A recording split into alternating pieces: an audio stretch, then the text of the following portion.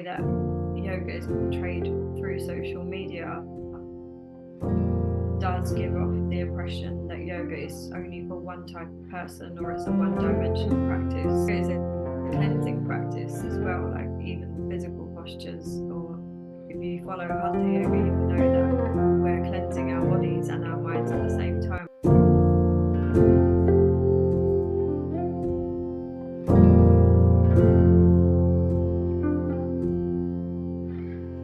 Vanakkam, Namaste, and hello everyone. Welcome to the 37th episode of Inside the Minds of Great Yogis. In today's episode, we have a very special guest, Nikita Desai. Nikita Desai is a yoga instructor and the owner of Arya Yoga Studio. Her asana practice began 7 years ago following a skydive where she fractured her lumbar spine and was told by doctors that the only way to fix it was through surgery, which involved having metal screws placed on her spine. This wasn't a route that she wanted to go down, and she tried to find alternative ways to heal her body. Anxiety and depression had always been running themes throughout her life too, and the physical injury caused more of it, so yoga seemed to fall into her lap at the right time. Her work also includes representing yoga in its entirety by keeping its roots alive, dismantling discrimination in yoga and wellness, and helping Native teachers find their voices in these spaces. So let's give a big round of applause to Nikita Desai. Hi, Nikita. Welcome to the show. How are you doing today? I'm really good, thank you. How are you? I'm doing good. It's a pleasure to have you. So, and I'm very excited to hear your perspectives of yoga as well. So without further ado, we'll begin. So the first question I'd like to come into is, how did your journey of yoga begin? So just as you introduced, it began about 8 or 9 years ago now, after I took part in a skydive at a place that I was working for. It was like a charity skydive that I had organized, and after jumping out of the plane, upon landing, I actually ended up fracturing my lumbar spine.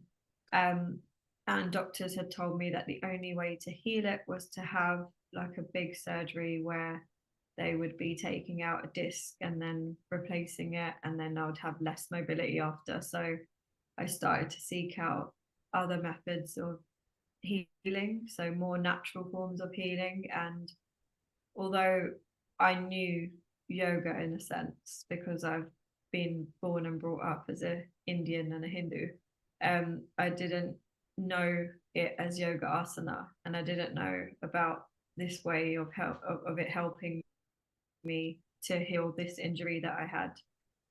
But a couple of friends recommended yoga, and so I began practicing using YouTube videos. And then when I began practicing, I found that it helped to subside a lot of those symptoms that the injury was causing. So then I began practicing more regularly, made it a weekly practice, and I also found it was helping me with my anxiety and depression, but I didn't know how it was helping, because those other parts of yoga weren't explained. But yeah, in a nutshell, that's how it began. Yeah, thank you for sharing that. And I'm glad that you took up the practice and you're making such a big impact today. So, yeah, thank you for sharing with us how you started your journey. And the next question I'd like to come into is, what inspired you to start Arya Yoga Studio, and what is the inspiration behind it? So I wanted to open up a yoga studio pretty much from the time that I came back from my yoga teacher training. But obviously when you come back from your yoga teacher training, you're not like quite prepared to like start anything so big. Like it's already really hard to navigate your way through this industry just through working at studios or just by teaching classes. So it was a bit of a big ambition at the time.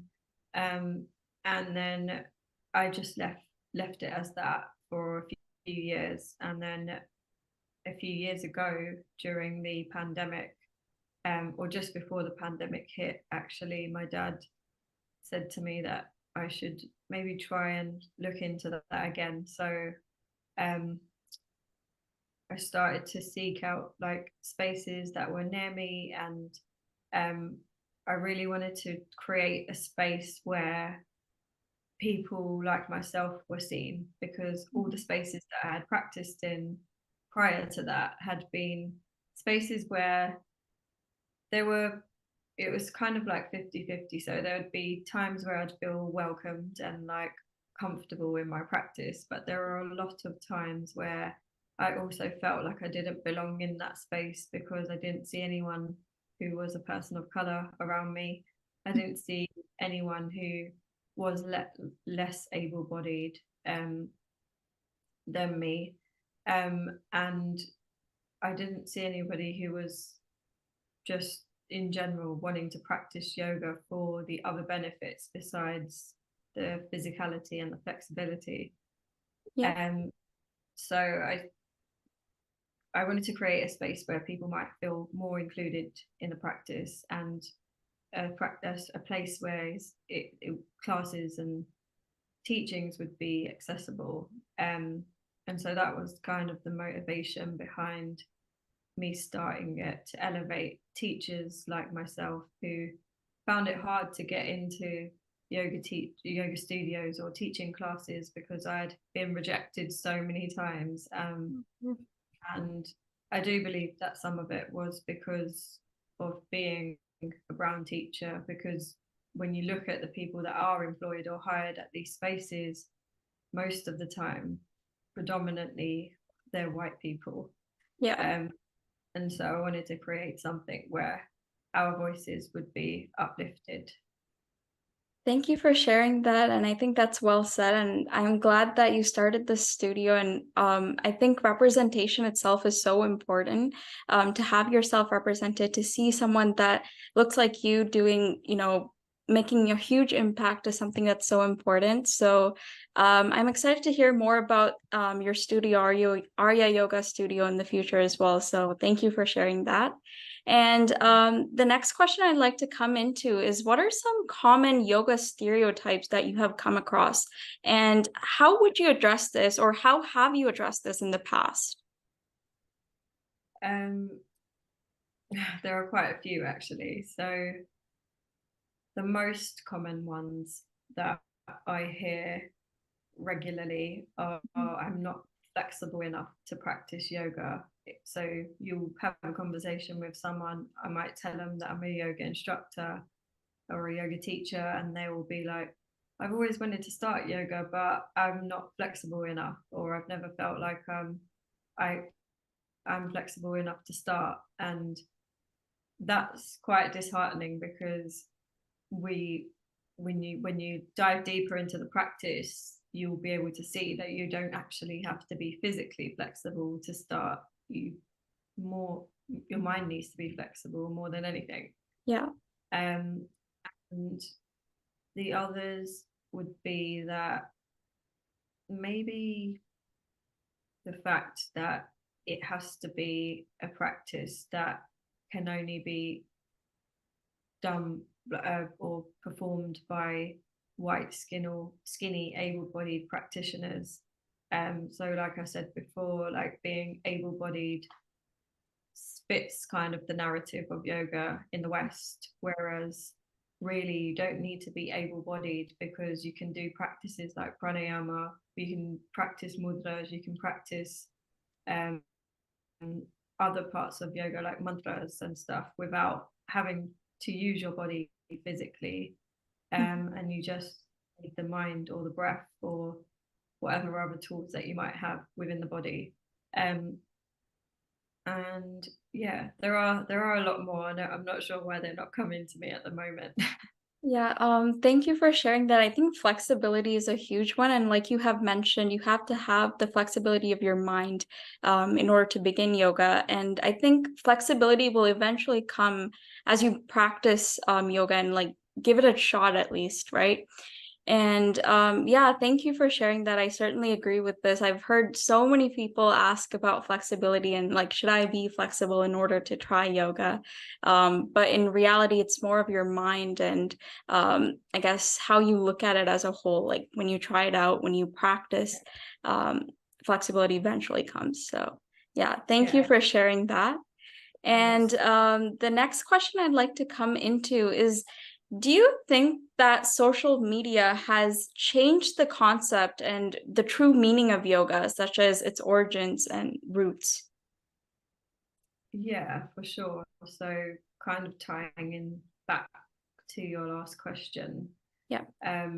or the answers to the last question. So the way that yoga is portrayed through social media does give off the impression that yoga is only for one type of person or it's a one-dimensional practice. So usually you would see, like I mentioned before, predominantly white, thin, able-bodied people, which leaves out everyone else. It just leaves out people from minority communities.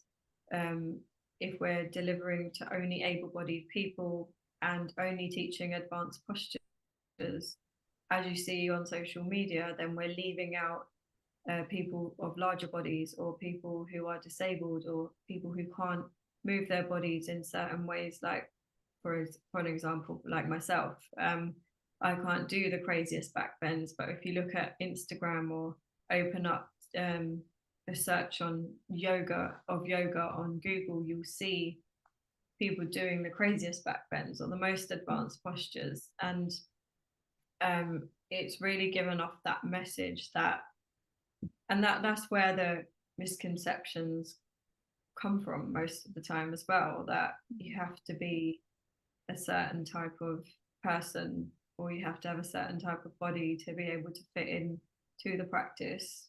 Whereas when you practice in the most authentic way and as traditionally as possible, Yeah. you'll find that the practice will fit you. You don't need to fit into the practice. Mm-hmm. Yeah, absolutely. Thank you for sharing that. And I think inclusion and diversity within the yoga space is so important.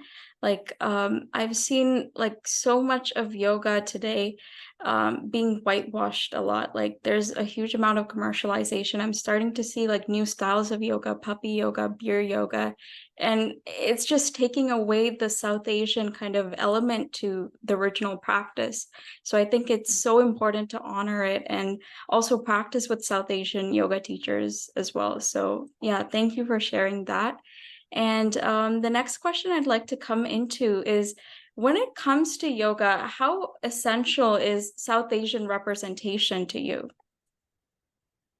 Um, Very, to be honest. I've been as someone who comes from the culture that yoga was born from, even as far back as my yoga teacher training, when I saw most of the teachers there, or all the teachers except one teacher who was the philosophy teacher, Yeah. not being native to the practice and then chanting mantras such as the Gayatri mantra and then it being chanted wrong or me not resonating with it kind of makes the practice a little bit invalid for people who come from the culture and who have been brought up with these practices, because the authenticity fades away.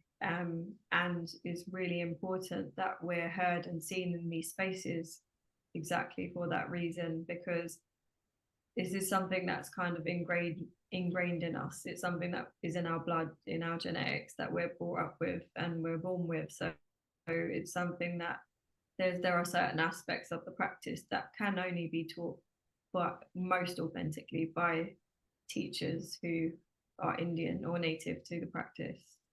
Yeah, absolutely. Thank you for sharing that. And I think representation is so important, especially for me as a South Asian as well. When I see yoga teachers like you doing some incredible work in these spaces, like I feel represented. I feel so good to see like teachers like you doing such an impactful work. So yeah, thank you for sharing that. And now I have some rapid fire questions for you. And the first question I'd like to come into is, what is your favorite yoga pose and why?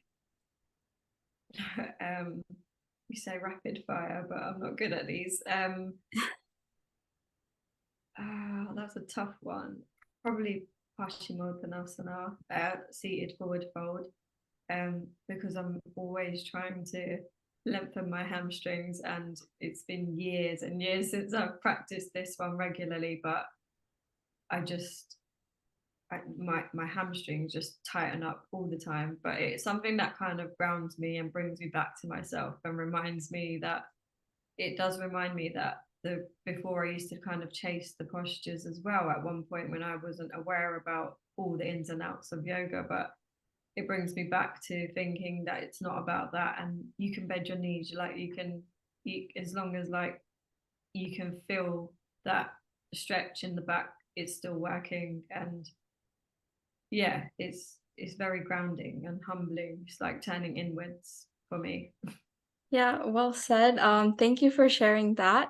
And the next question I'd like to come into is this question is actually from our audience who have been listening. They have sent in some questions as well. So thank you to everyone who has sent some questions. This is the most asked question. So is yoga about aesthetics or purpose?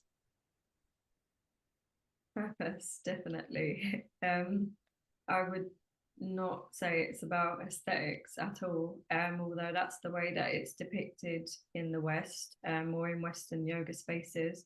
Yeah. And that's the reason why it's become so diluted and distorted, is because people have portrayed it as an aesthetically kind of pleasing practice, which is quite problematic.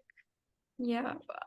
Thank you for sharing that. And I think like even on Instagram, when I scroll on social media, like I just see a bunch of people just doing these inversion poses, and I'm like they're just like so flexible at that point, and I'm like, can I even do this? Like, can I even attempt it, right? So absolutely, thank you for sharing that. And the final question I'd like to come into is, how would you describe your yoga path so far? um, Very up and down. So it's been so the way that another kind of going back to like one of your first questions, the misconceptions of yoga is that a yoga teacher should be calm and like relaxed, and they should be yoga is all love and light. But if you practice yoga in the most traditional way, you'll realize that it's not, because as we're doing these practices, we can also be healing at the same time. And as we heal, and do the work and really put in the work of practicing yoga in its most authentic form, a lot of things will be brought to the surface. And yoga is a cleansing practice as well, like even the physical postures. Or if you follow hatha yoga, you will know that we're cleansing our bodies and our minds at the same time. We're purifying a lot of our bodies as in our physical body, our subtle body, and etc. But you'll realize that it's not all about kind of the external. It's about internal healing. And I've just found that it doesn't always have to look a certain way. It doesn't always have to look good. You don't always have to be like happy and proud all the time. It can be, you'll have your down days. Like I said, I've suffered from anxiety and depression, and yoga's helped me to heal parts of it, but it's not kind of a quick fix for anything either. It's a journey. Mm-hmm. It's literally a journey that will help you to eventually become that kind of self-realized person that yoga teaches us to be ultimately. Yeah, absolutely. Thank you for sharing that. And I think it takes years and years of practice to really bring self-awareness as well as realization. So I definitely agree with what you mentioned there. And yoga itself is for everybody, right? You don't need to be a certain you don't need to have a certain type of body in order to do yoga. It's for anyone. Anyone can try it, and flexibility itself shouldn't be like a major thing that should be considered as well. So yeah, thank you for sharing your yoga journey and your perspectives of yoga. I really enjoyed hearing your perspectives and your journey so far. And so that is the end of our questions. Nikita, thank you so much for joining us on the 37th episode of Inside the Minds of Great Yogis. It was an absolute pleasure hearing your journey, as I've mentioned. Yeah, thank you for joining us. And we hope we can do this again.